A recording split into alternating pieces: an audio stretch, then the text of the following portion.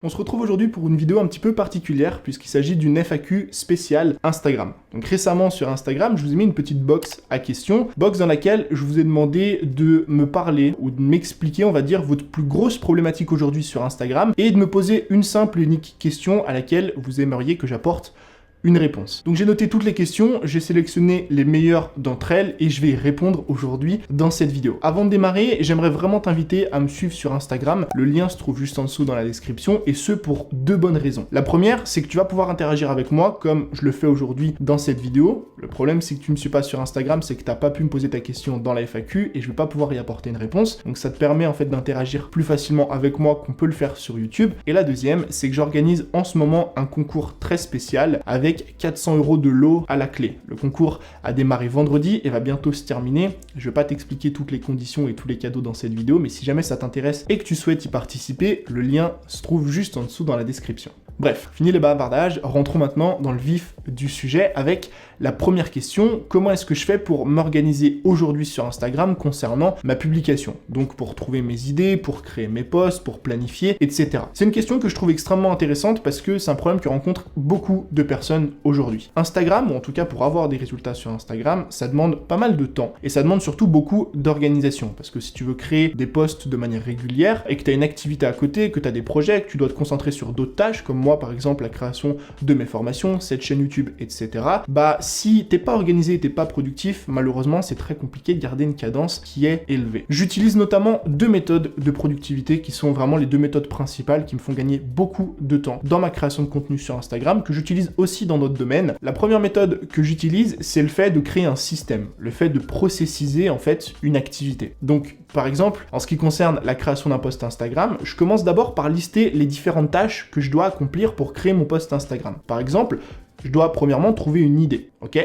Une fois que j'ai mon idée, qu'est-ce que je fais? Je dois rédiger le texte, la description, ce qui va aller juste en dessous de ma photo. Une fois que j'ai ce texte-là, l'étape suivante, c'est de corriger ce texte, de le mettre en forme. L'étape suivante, c'est de créer le visuel, que ce soit une photo par exemple que je vais publier, ou que ce soit un visuel que je vais réaliser sur Canva. Et la dernière des étapes, c'est de planifier. En fait, en réalisant toutes ces étapes, je vais pouvoir partir d'une idée de post Instagram jusqu'à la publication. Pourquoi c'est important de processiser? Parce que comme ça, tu sauras exactement quelles sont les tâches nécessaires à la réalisation d'une activité. Et tu vas pouvoir donc derrière simplifier, automatiser ou même déléguer. Donc, première chose, je liste toutes les tâches qui sont nécessaires à la réalisation d'un post Instagram. Et la deuxième méthode de productivité que j'utilise, c'est la méthode du batching, qui se complète vraiment bien en fait avec la première méthode. Le fait de batcher, ça veut dire quoi? Ça veut dire que tu vas rassembler en fait dans tes journées les tâches qui sont similaires pour pouvoir les exécuter en même temps et ainsi gagner du temps. Je vais te prendre un exemple très simple. Je suis actuellement en train de tourner une vidéo YouTube. Le setup que tu vois autour de moi, ou que tu vois pas forcément pour le coup, c'est un setup que je mets environ 25 à 30 minutes à mettre en place. Il faut que je calibre la caméra, que je règle le micro en haut, que je mette les petites lumières à droite, à gauche. Le problème, c'est que si je m'amuse à chaque fois à monter et démonter setup pour une seule vidéo, je vais passer 2 heures à tourner une vidéo. Donc ce que je fais, c'est que je batch mes tâches. Je monte les setups, je tourne 2, 3, voire 4 vidéos et ensuite je le démonte. Comme ça me fait gagner un temps qui est assez important lors de mes tournages. Et en fait, sur Instagram, c'est pareil. À partir du moment où tu as segmenté les différentes étapes que tu vas devoir mettre en place pour créer ton post Instagram, ce que tu peux faire derrière, c'est batcher ces tâches-là. Par exemple, le lundi matin, tu notes, on va dire, 12 idées de posts Instagram pour les 4 prochaines semaines. Ensuite, ce que tu fais, c'est que tu batches la rédaction de ces posts-là, donc tu rédiges en fait la description de ces 12 posts. L'étape suivante, c'est la correction. L'étape suivante, c'est la création des photos et des visuels. Et l'étape d'après, c'est la planification. Plutôt que de réaliser un post Instagram à la fois, partir de l'idée, rédiger le post, faire le visuel et planifier, tu vas batcher et grouper les tâches en même temps et tu vas gagner comme ça énormément de temps. Deuxième question qu'on m'a posée, comment trouver des clients dans sa propre ville? C'est une question que je trouve très intéressante parce que habituellement, le pouvoir en fait des réseaux sociaux, c'est de pouvoir toucher des gens qui ne sont pas à côté de nous, de pouvoir toucher une audience qu'habituellement on ne toucherait pas. Mais tu peux aussi justement utiliser les réseaux sociaux, notamment Instagram, pour pouvoir toucher des gens dans ta ville. Si par exemple t'es un bar, t'as un restaurant, t'as un barbeur, etc.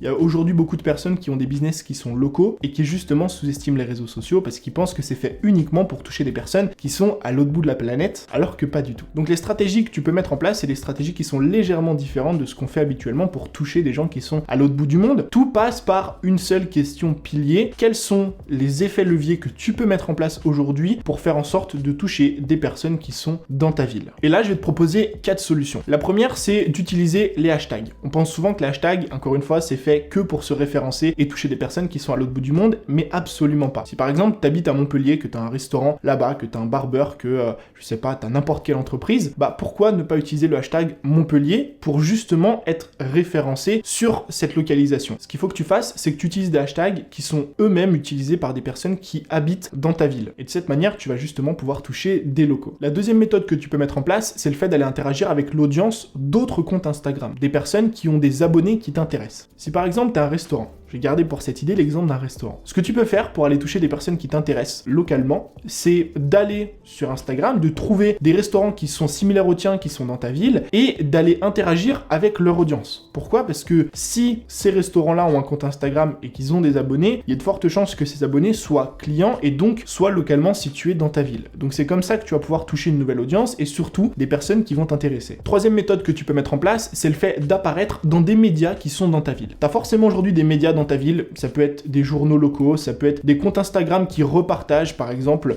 des photos de ta ville ou alors des bons plans de ta ville. Et ben ce que tu peux faire, c'est justement chercher à passer sur ces comptes-là. Tu peux leur envoyer un message, demander ce qu'il faut faire pour passer sur ces comptes. Parfois c'est juste prendre une simple photo et les mentionner, parfois c'est un échange de bons procédés, mais encore une fois c'est la même idée. Tu vois par exemple ici que c'est un compte Instagram Bon Plan Montpellier, bah si tu arrives à apparaître sur ce compte, tu vas forcément toucher des personnes qui localement sont à Montpellier et qui donc vont t'intéresser. Donc ce que tu peux faire, c'est chercher les quelques médias qui sont dans ta ville et qui sont sur Instagram et apparaître chez eux. Et quatrième et dernière méthode, j'en parle quand même si c'est quelque chose qui peut s'avérer assez complexe, c'est de faire de la publicité. Je suis pas très fan de la publicité habituellement parce que quand on ne maîtrise pas ça, malheureusement, on va dépenser beaucoup d'argent pour très peu de résultats. Sauf que quand tu veux toucher des personnes qui sont locales, c'est-à-dire qui sont dans une ville précise, bah tu vas pouvoir dépenser ton argent un petit peu plus intelligemment. Tu vas pouvoir faire de la publicité et décider de la diffuser uniquement à des personnes qui, par exemple, encore une fois, sont à Montpellier ou maximum dans un rayon de 15 km. Et de cette façon, tu vas déjà dépenser ton budget de manière beaucoup plus intelligente parce que tu sais pertinemment que toutes les personnes qui vont voir ta pub sont au moins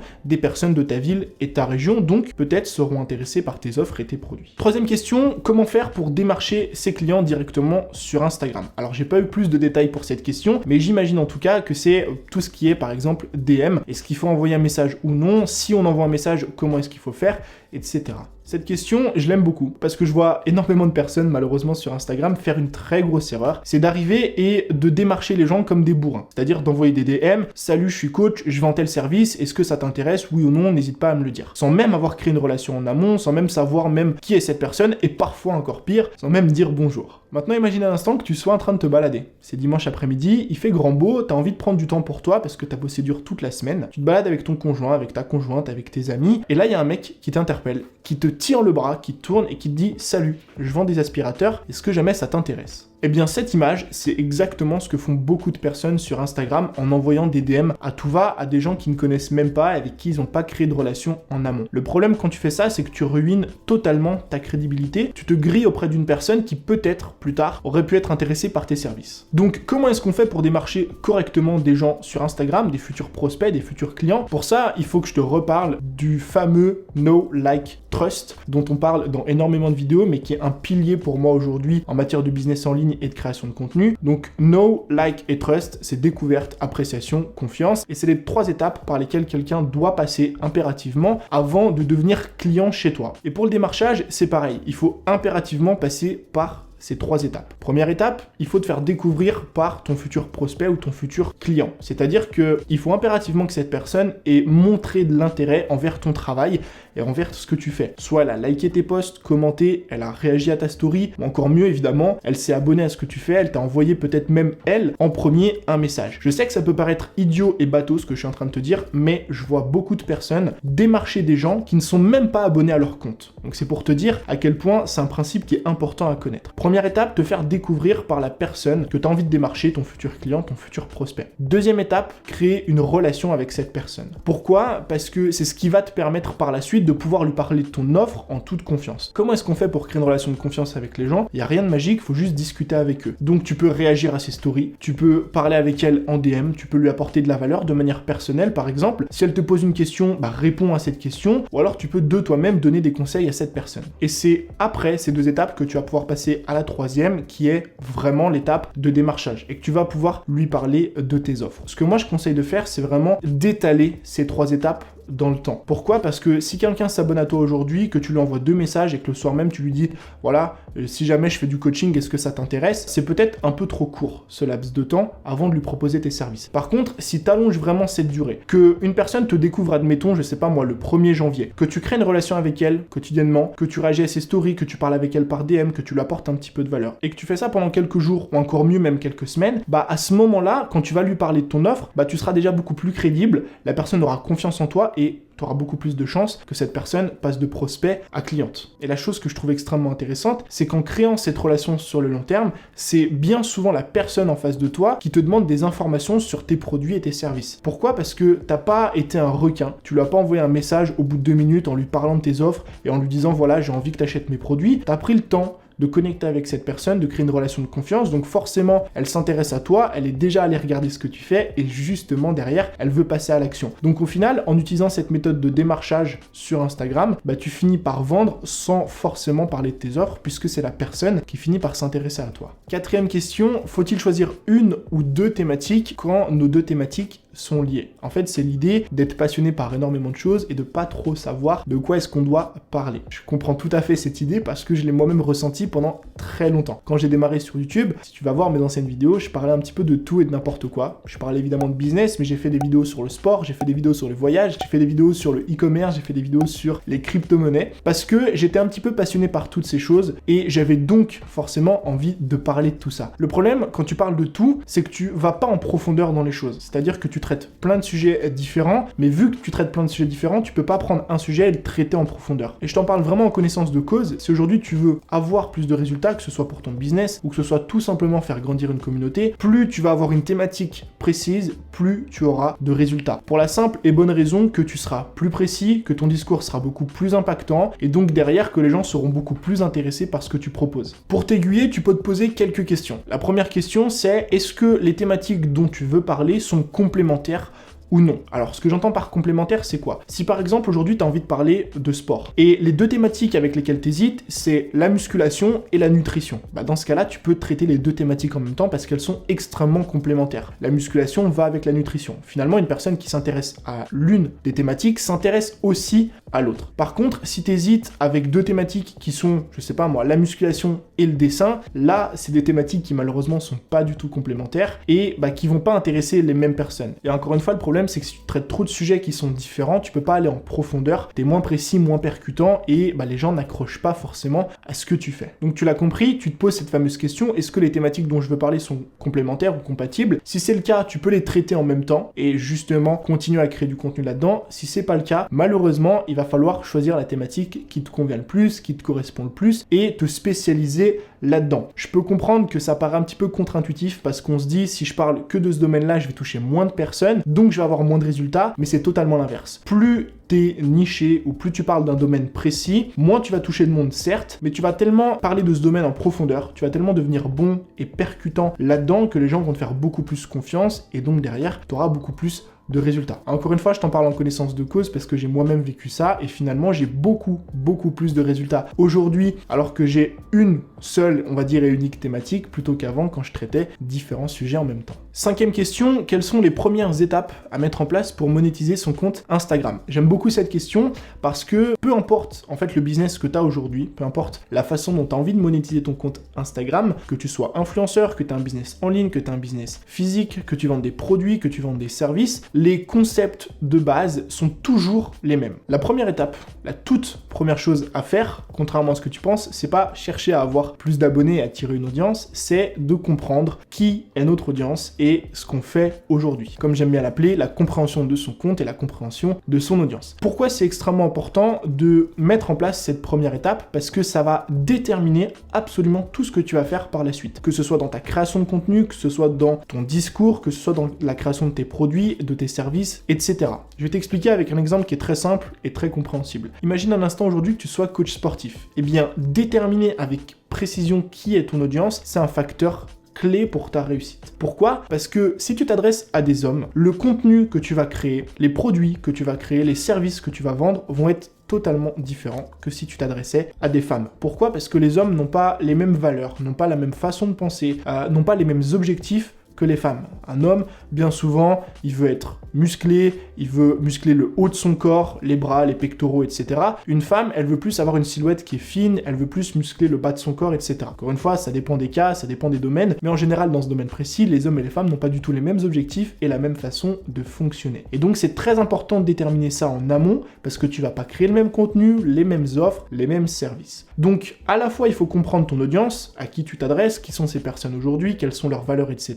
Et aussi comprendre ton compte, c'est-à-dire quelles sont tes valeurs, comment est-ce que tu as envie de communiquer auprès de ton audience, parce que c'est l'association de ces deux compréhensions qui va faire que tu vas pouvoir mettre en place derrière des stratégies qui sont efficaces. Deuxième étape, maintenant que tu as compris qui était ton audience, tu as compris un petit peu mieux ton compte, ce qu'il faut que tu fasses, c'est que tu ailles toucher les personnes qui t'intéressent, ou plutôt que tu les attires, donc tu mettes pour le coup, en place des stratégies de croissance. Le fait de gagner plus d'abonnés sur Instagram. Pour ça, tu peux utiliser les stratégies classiques, l'utilisation de hashtags sous tes posts, utiliser des hashtags qu'utilise ton audience pour te référencer sur des posts que eux-mêmes vont consulter. Deuxièmement, ce que tu peux faire, c'est mettre en place une stratégie de contenu pour justement faire croître ton compte, mettre en place des stratégies d'interaction, etc. Pour le coup, je vais pas rentrer dans le vif du sujet parce que j'en ai déjà parlé de nombreuses fois. Je te mets une playlist ici, quelque part par là, si jamais tu as envie d'en savoir plus. Troisième étape, maintenant que tu as compris quel était ton compte, que tu as mis en place des stratégies de croissance et que des gens viennent régulièrement sur ton compte, ce qu'il faut que tu fasses, c'est que tu crées une relation avec cette personne. Comment est-ce qu'on crée une relation? C'est très simple, tu donnes du temps et de l'intérêt envers les personnes qui te suivent. Donc, tu interagis avec ces personnes par DM, tu interagis en story, tu réponds aux commentaires, tu crées du contenu à forte valeur ajoutée. En tout cas, tu crées du bon contenu et tu fais ça dans le temps. Pourquoi c'est une étape qui est extrêmement importante? Parce que sans confiance, on peut pas passer à la dernière étape qui est l'étape monétisation. Et pour le coup, il n'y a pas de recette magique, il n'y a pas de hack magique dont personne ne parle. Créer une relation, ça se fait comme on le ferait avec quelqu'un dans la vraie vie. C'est-à-dire qu'on discute, on s'intéresse à cette personne, on essaye en tout cas de répondre le plus vite possible, même si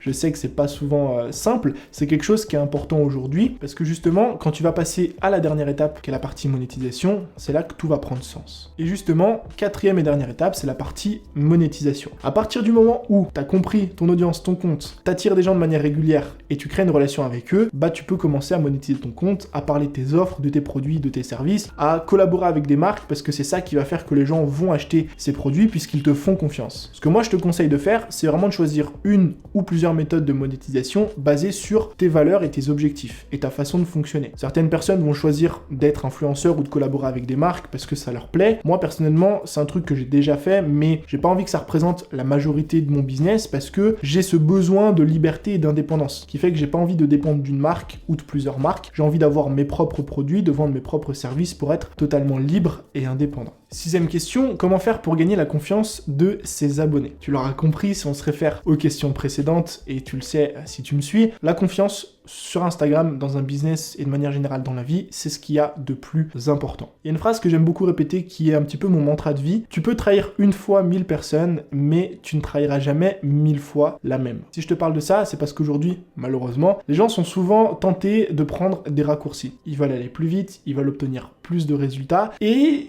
ils jouent un petit peu avec leurs abonnés, avec leurs clients, ils sont pas vraiment honnêtes. Malheureusement, c'est quelque chose qui se paye toujours sur le long terme. Je peux en parler avec ma courte expérience, ça fait 4 ans maintenant que je suis sur internet. Bien crois-moi qu'en 4 ans, j'ai vu beaucoup de personnes se lancer, avoir de très beaux résultats très rapidement. Malheureusement, étant donné que c'était pas des personnes très honnêtes, ces personnes n'existent plus aujourd'hui. Et le problème sur internet, c'est que quand tu te grilles une fois, tu peux plus jamais revenir, surtout quand tu montres comme moi ta tête, quand tu donnes ton vrai nom, ton vrai prénom. Si aujourd'hui je trahis quelqu'un, malheureusement, je vais pas pouvoir remonter quelque chose dans les semaines ou les mois à venir parce que cette personne n'aura plus confiance en moi. Donc, parenthèse fermée, voilà pourquoi c'est important aujourd'hui de gagner et surtout de garder la confiance de son audience. Maintenant, je vais aussi t'expliquer comment faire. La première clé, la première chose qui selon moi aujourd'hui est est très important pour gagner la confiance de ses abonnés et que beaucoup de personnes négligent, c'est d'avoir confiance en toi. D'avoir confiance en toi, en ta personne, en ton business, en tes offres, en tes produits, en tes contenus. Pourquoi? Parce que la confiance amène la confiance. Si aujourd'hui quelqu'un est confiant et parle de ses offres et de ses produits, on va avoir confiance en lui parce qu'on va se dire ok, c'est une personne qui sait de quoi elle parle, c'est une personne qui n'a pas l'air un petit peu douteuse parce qu'elle s'exprime bien, parce qu'elle parle bien,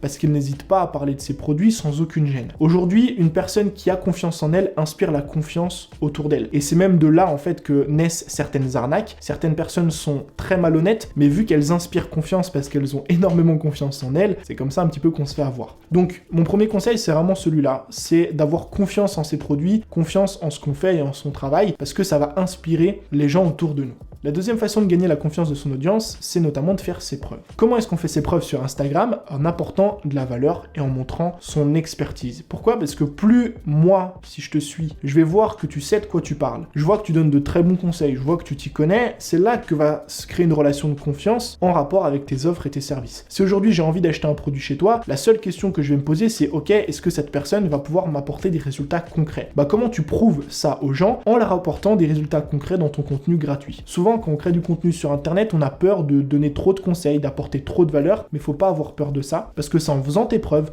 en apportant une réelle valeur ajoutée dans tes contenus, en apportant de vraies solutions à ton audience de manière gratuite, que tu vas pouvoir faire tes preuves, leur prouver que tu es très compétent dans ton domaine et donc créer une forte relation de confiance avec eux. Troisième façon de gagner la confiance de son audience, c'est de leur accorder du temps, donc de l'intérêt. Encore une fois, pour ça, pas de technique magique, il suffit juste d'interagir avec eux, de leur montrer que tu es là, de répondre à leurs DM tout simplement. Moi je le sais que je fais beaucoup de vocaux, parce que comme ça me fait gagner du temps, et en plus ça montre aux gens que je leur porte un réel intérêt, parce que j'ai écouté leurs messages, et que je leur réponds de manière personnalisée. Pourquoi? Parce qu'il n'y a rien de plus valorisant en fait qu'une personne qui te porte de l'intérêt, et ça va créer une relation extrêmement forte. Quatrième façon de gagner la confiance de son audience, c'est d'être vulnérable. J'en parle très souvent, être vulnérable, on pense que c'est un défaut, mais en fait c'est une réelle qualité, surtout sur internet. Pourquoi? Parce que en tant qu'être humain, j'ai l'impression qu'on a, on va dire, une sorte de méfiance envers tout ce qui est beau et ce qui est parfait. Si on voit une personne qui est parfaite, c'est-à-dire qui n'a aucun défaut, physiquement, mentalement, moralement, ce que tu veux, on va sentir quelque chose un petit peu de louche. On va se dire, attends, il y a tout qui va, là, il y a un problème, il y a quelque chose qui va pas. En revanche, quand tu te montres vulnérable, se montrer vulnérable, c'est pas montrer ses défauts, c'est montrer que finalement, on n'est pas parfait, on est comme tout le monde. Moi, par exemple, je parle souvent de mes échecs, les échecs que j'ai connus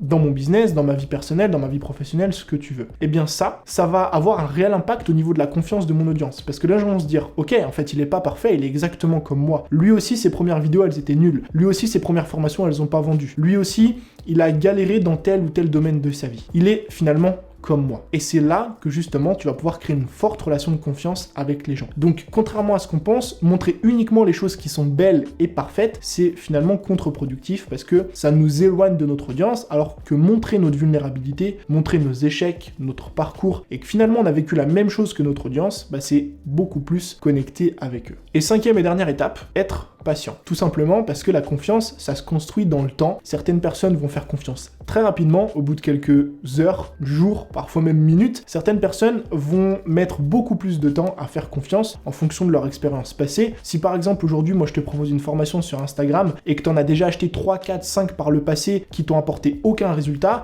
tu vas mettre peut-être un temps avant de me faire confiance et avant de passer à l'action chez moi. Alors qu'une personne qui n'a jamais eu cette expérience va peut-être me faire confiance bien plus rapidement. Septième question, comment devenir le meilleur de sa thématique? Une question que je trouve très intéressante parce qu'elle permet d'avoir des résultats au-delà en fait d'Instagram, et surtout c'est une question qui est négligée par beaucoup de personnes, comme moi par exemple. Quand j'ai démarré, en fait je voulais être partout. Je voulais être bon sur Instagram, je voulais être bon sur YouTube, je voulais avoir un blog, je voulais avoir un podcast, je voulais tout gérer moi-même. Le problème, comme on a déjà parlé dans cette vidéo, c'est que si tu t'amuses à tout gérer toi-même, tu deviens moyen partout et très bon nulle part. Sauf qu'aujourd'hui, la meilleure façon d'avoir des résultats vraiment percutant dans un business, c'est d'être excellent dans ce que tu fais. Parce que si tu es excellent dans ce que tu fais, tu vas apporter de vrais résultats à ton audience, à tes clients, ils vont finir par revenir chez toi, ils vont finir par parler de toi autour d'eux, et c'est ça qui va faire que tu vas pouvoir te développer sur le long terme. Maintenant, la question que tu te poses sans doute, c'est ok, mais comment est-ce qu'on fait pour devenir le meilleur de sa thématique? Je vais te donner 4 méthodes à mettre en place. La première, c'est d'identifier ton vrai cœur de métier. Et pour le coup, j'insiste sur le mot vrai cœur de métier. Souvent, on pense que c'est notre thématique générale. Par exemple, moi sur Instagram, on pourrait se dire, ok, mon cœur de métier, c'est Instagram.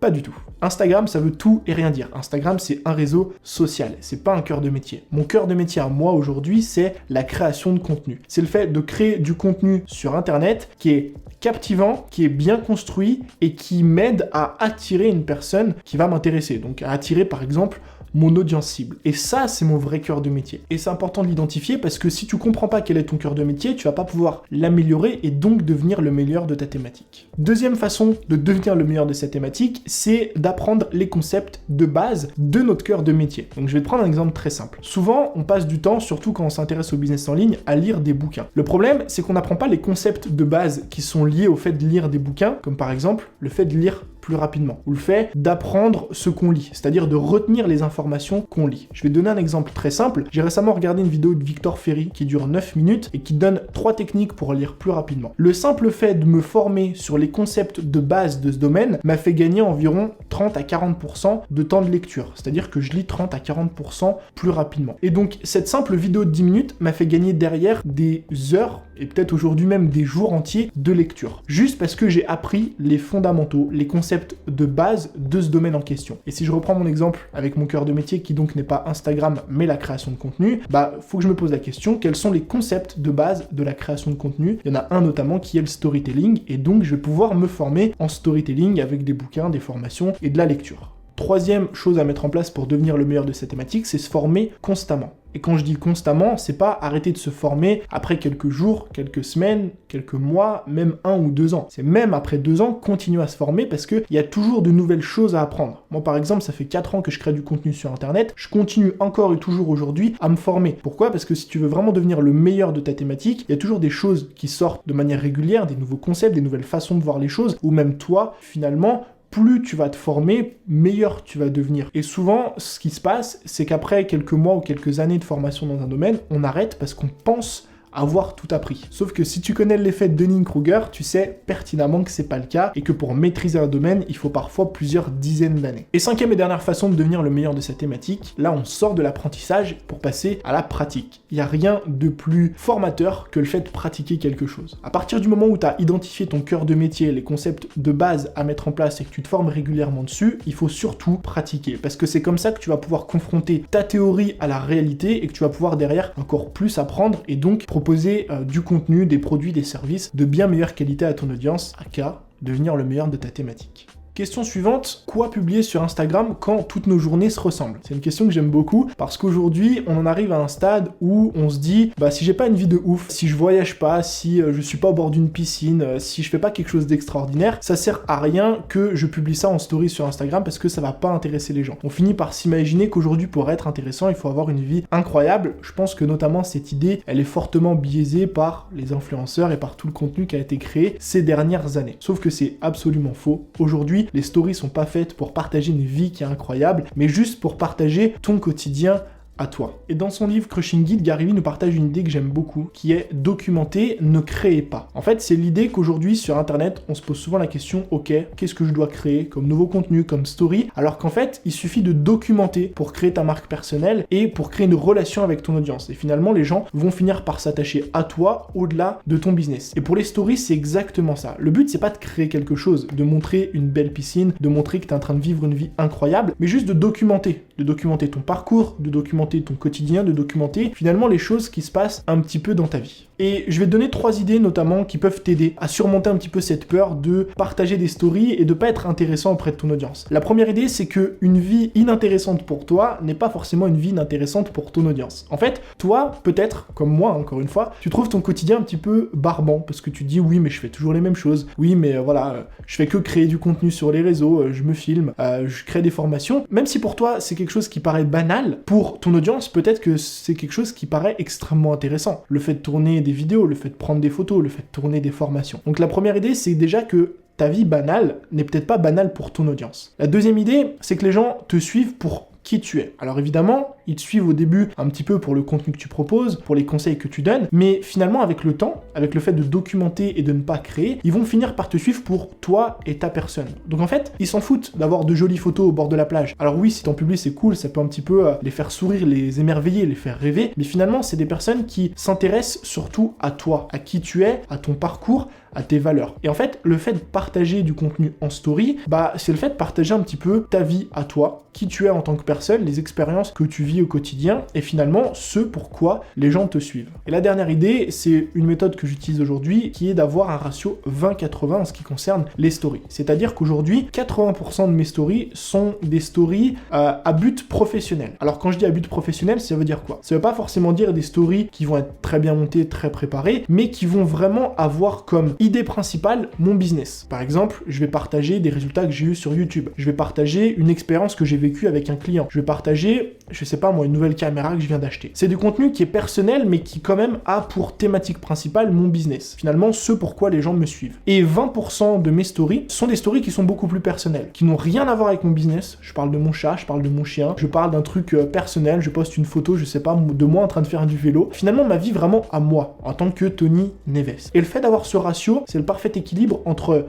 je crée du contenu en story qui va intéresser les gens parce que je parle de ma thématique et je parle de mon business, mais en même temps je crée des stories qui sont personnelles et ça reste quand même beaucoup moins important. Donc avec ces 3 idées, j'espère que tu vois les stories quotidiennes un petit peu différemment et que tu vas pouvoir te remettre à en créer. Et dernière question, comment faire pour être créatif? C'est une question qui est beaucoup plus importante qu'on ne le pense, notamment sur Instagram. Pourquoi? Parce que Instagram aujourd'hui, c'est déjà une plateforme qui est très visuelle. C'est une plateforme photo. Aujourd'hui, ça commence vraiment à devenir aussi une plateforme vidéo, notamment avec les réels. Mais de manière générale, c'est une plateforme qui est visuelle. Qui dit visuel dit forcément créativité. Et plus tu vas être créatif, plus tu vas pouvoir un petit peu te démarquer des autres sur Instagram. Et deuxièmement, être créatif sur Instagram, c'est très important de par le côté ultra concurrentiel. Déjà de la plateforme et aussi des différentes thématiques. Si aujourd'hui tu es sur une plateforme ultra concurrentielle, le fait d'être créatif à ta façon, dans ton domaine, c'est une façon et une manière pour toi assez simple de pouvoir te démarquer des autres. Parce que tes photos vont sortir du lot, parce que ton contenu va être légèrement différent du contenu que publient tes concurrents, et justement tu vas pouvoir capter beaucoup plus facilement l'attention et ainsi avoir de bien meilleurs résultats. Si tu regardes des comptes qu'on va appeler des comptes à succès, donc qui ont une forte audience, il y a toujours un facteur clé qui revient, c'est la créativité. Ça peut être soit une créativité du point de vue d'un concept, par exemple, je te mets ici un exemple d'un mec qui se fait nommer, on va dire, Tarzan, et qui poste des photos toujours créatives avec certaines acrobaties.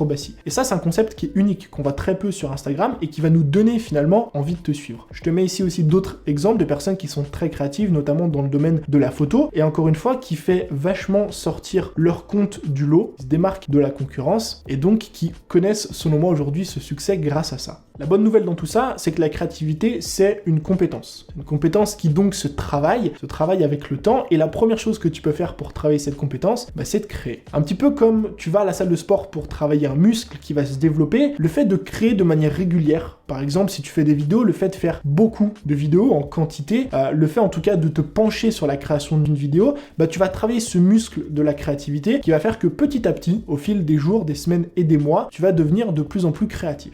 La deuxième méthode pour être créatif, c'est de faire ce qu'on appelle le sexe des idées. Alors le sexe des idées, c'est quoi? C'est de rassembler 2 idées totalement différentes, dans 2 thématiques totalement différentes, qui vont produire un bébé, donc une nouvelle idée créative. Je te prends par exemple ce réel que j'ai publié récemment sur Instagram. Ce que j'ai fait, c'est qu'en fait, j'ai pris une idée d'un réel dans une thématique qui n'avait absolument rien à voir avec la mienne, et je l'ai adapté à ma thématique. Donc j'ai pris une idée, une autre, j'ai fait fusionner les 2, et c'est ce qu'on appelle le sexe des idées. Et ça, c'est extrêmement intéressant parce que justement ça te fait avoir de nouvelles idées qui sont créatives et qu'on n'a jamais vues avant dans ta thématique. Troisième façon d'être plus créative, c'est de consommer du contenu donc dans d'autres domaines qui n'ont rien à voir avec le tien. Encore une fois, je te prends l'exemple précédent du sexe des idées. Si je consommais pas du contenu dans cette thématique ou dans d'autres thématiques que la mienne, c'est difficile d'avoir un sexe des idées et donc d'être créatif. C'est pour ça que je te conseille vraiment d'apprendre ou de consommer du contenu qui n'a absolument rien à voir avec ta thématique pour avoir des idées qui sont fraîches et qui sont nouvelles. Quatrième façon d'être plus créatif, c'est de faire un rituel de créativité. Je te mets une fiche juste ici d'une vidéo que j'avais réalisé sur ma routine matinale ou la routine matinale qui a changé mon business, c'est ni plus ni moins que chaque matin écrire et trouver quelque chose de créatif. Ça peut être de trouver 5 idées de vidéos, 5 idées de posts Instagram, ça peut être de trouver une nouvelle idée de post ou une nouvelle idée de formation. Et le fait de faire un rituel, de faire ça de manière très régulière, donc moi je le fais tous les jours, tu vas encore une fois travailler ta créativité, tu vas pas attendre que l'idée tombe du ciel, et c'est justement ce qui va faire en sorte que tu pourras par la suite trouver de meilleures idées. 5e et dernière façon d'être plus créatif, c'est de t'inspirer des autres. Alors, j'ai bien dit le mot inspirer, pas le mot copier. Le but, c'est pas de prendre ce que font les autres, de faire du copier-coller. Le but, c'est aussi d'aller chercher toi, de manière pratique et de manière intentionnelle, le contenu que produisent d'autres personnes dans ta thématique ou pas dans ta thématique. Et ensuite, une fois que tu trouves une bonne idée, plutôt que de la prendre et de la copier, te poser une simple question: comment est-ce que je peux prendre cette idée, ce concept, et l'adapter à mon domaine, l'adapter à ma thématique, l'adapter à mes personnes, ou réinventer quelque chose de nouveau. De cette façon, tu vas pouvoir de manière intentionnelle trouver de meilleures idées, des idées qui sont beaucoup plus créatives. Donc voilà pour ce qui est de cette FAQ spéciale Instagram. J'avais noté et préparé des réponses à d'autres questions. Malheureusement, ça commence à être extrêmement long. Je ferai peut-être un épisode 2, donc n'hésite pas juste en dessous en commentaire à me le faire savoir si ça t'intéresse